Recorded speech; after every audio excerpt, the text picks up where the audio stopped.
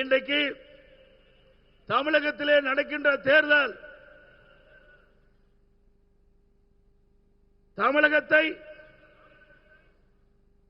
சுரண்டி பிழைத்துக் கொண்டிருக்கின்ற ஒரு குடும்பத்திற்கும் தமிழ்நாட்டுக்கும் நடக்கின்ற தேர்தல். இந்த தேர்தல் மூலமாக குடும்ப ஆட்சிக்கு முடிவு கட்டுகின்ற தேர்தல், வாரிசு அரசியலுக்கு முடிவு கட்டுகின்ற தேர்தல். இன்றைக்கு தமிழகத்திலே ஊழல் நிறைந்த ஆட்சி, மக்கள் விரோத ஆட்சி. இந்த ஆட்சியை அகற்ற வேண்டும் என்ற அடிப்படையில் இன்றைக்கு தேசிய ஜனநாயக கூட்டணி அமைக்கப்பட்டிருக்கின்றோம்.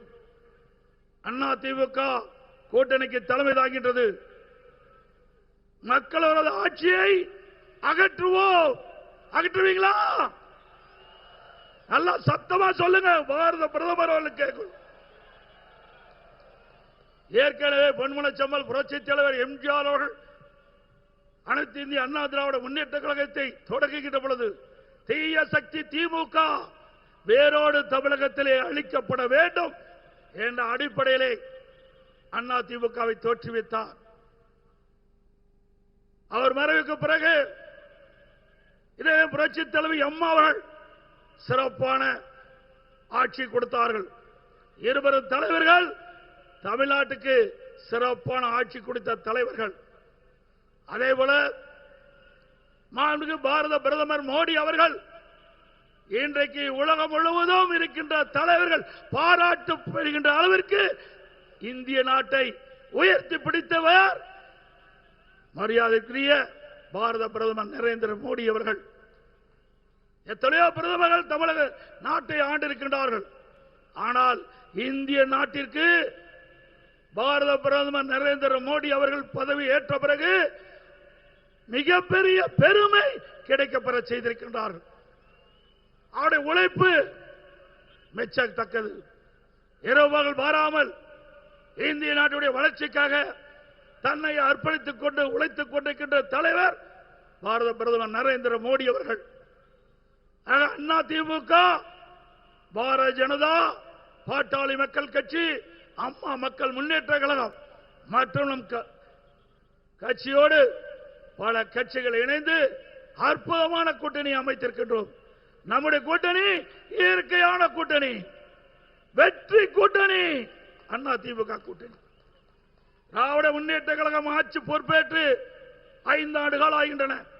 5 ஆண்டு காலத்தில் திராவிட முன்னேற்ற கழகத்துடைய சாதனை 5 லட்சம் கோடி தமிழகத்திலே கடன் பெற்று இந்தியாவிலேயே கடன் வாங்குவதிலே முதல் மாநிலம் தமிழ்நாடு. அந்த சாதனை தான் இன்றைய முதலமைச்சர் படைத்திருக்கின்றார். 73 ஆண்டு காலம் பல கட்சிகள் தமிழ்நாட்டை ஆண்டிருக்கின்றன. 2021 வரை தமிழ்நாட்டுடைய கடன் அளவு 4,85,000 கோடி. 2021 2026 வரை திராவிட முன்னேற்ற ஆட்சி அவர்கள் வாங்கிய கடன் 5 லட்சம் கோடி. எந்த ஒரு பெரிய திட்டமும் இதுவரை கொண்டு வரப்படவில்லை. எனக்கு முன்னாலே பேசுவதில் குறிப்பிட்டதை போல தமிழ்நாடு வளர்ச்சி பெறுவதற்கு, தமிழ்நாட்டில் ஒரு பெரிய திட்டம் கொண்டு வருவதற்கு எந்த நடவடிக்கையும் எடுக்கப்படவில்லை.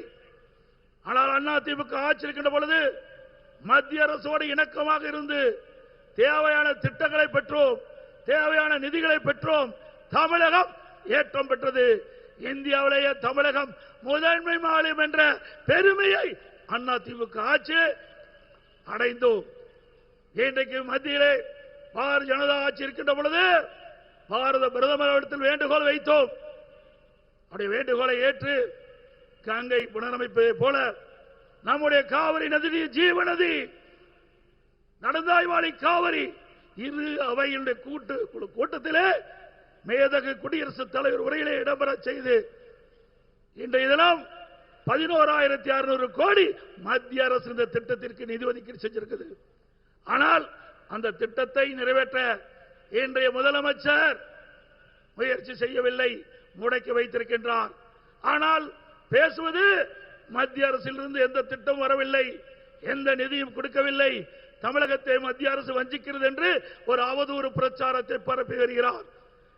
திரு ஸ்டாலின் அவர்களே, மத்தியிலே ஆளுகின்ற பாரதிய ஜனதா அரசாங்கம், மரியாதைக்குரிய பாரத பிரதமர் நரேந்திர மோடி அவர்கள் நமக்கு கொடுத்த வாக்குறுதியின் அடிப்படையிலே நடந்தாய்வாளி காவிரி திட்டத்திற்கு 11,600 கோடி ஒதுக்கி இருக்கின்றார். அதை ஏன் செயல்படவில்லை? இது கொடுக்கப்பட்டு விட்டது. ஸ்டாலின் திட்டத்தை நடத்த மறுக்கின்றார். இப்படிப்பட்ட ஆட்சி தேவையா?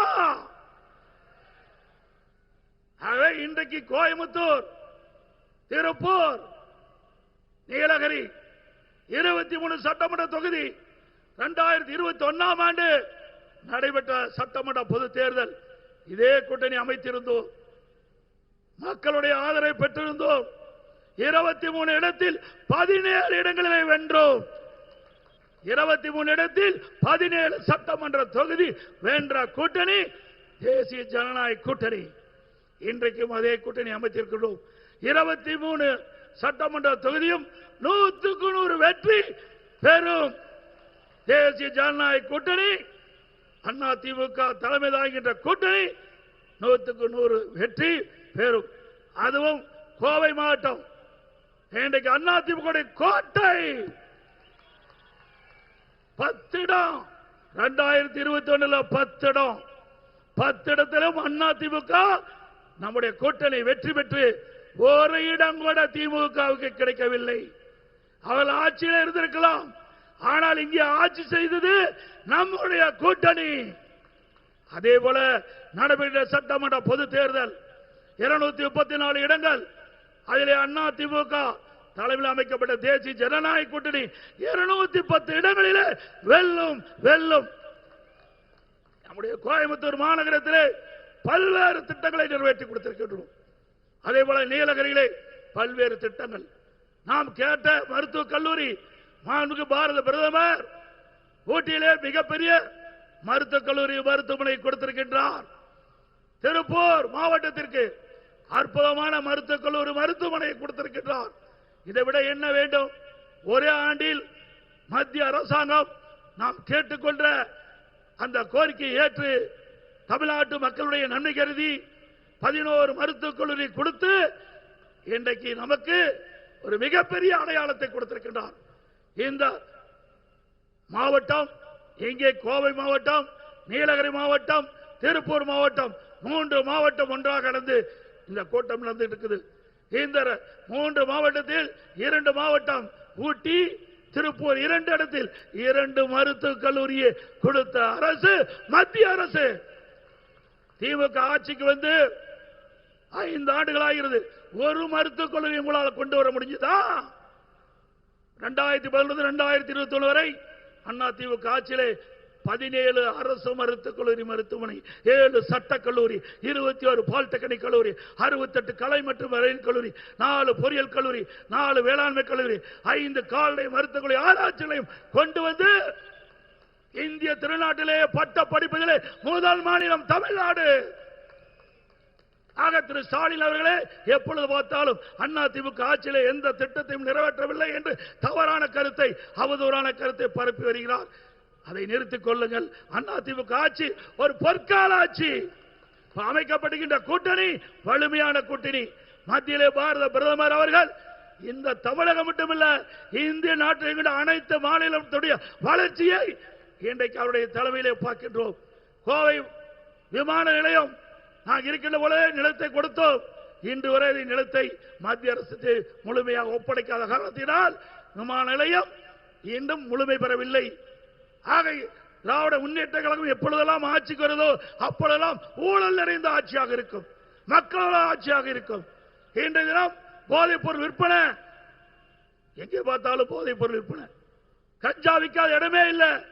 இதனால சிறுமிகள் பாதிக்கிறாங்க, பெண்கள் பாதிக்கிறாங்க, பாட்டியம்மா கூட பாதிக்கிறாங்க. அப்படிப்பட்ட அவல ஆட்சி தேவையா?